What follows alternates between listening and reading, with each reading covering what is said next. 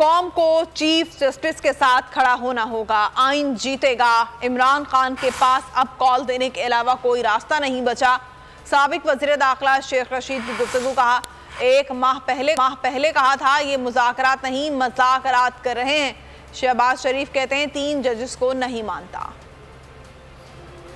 कौम को chief justice के पीछे खड़ा होना पड़ेगा, लेकिन मैं जमान पार्क में ये कहना चाहता हूँ, अदलिया जीतेगी, आइन और कानून जीतेगा।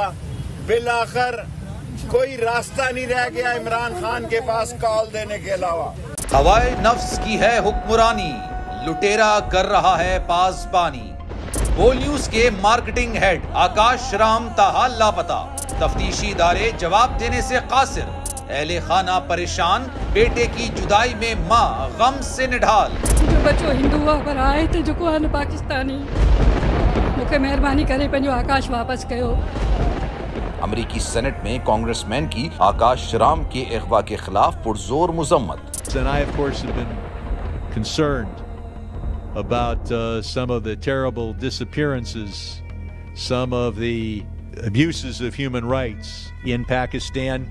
यूनाइटेड नेशन ने भी आकाश राम की बाजियाबी के लिए मौसर इकदामात उठाने का इंदिया दे दिया। मुश्किल की इस घड़ी में आर्मी मीडिया समेत इंडियन मीडिया भी चीख कर आकाश राम की बाजियाबी के लिए आवाज उठा रहा है।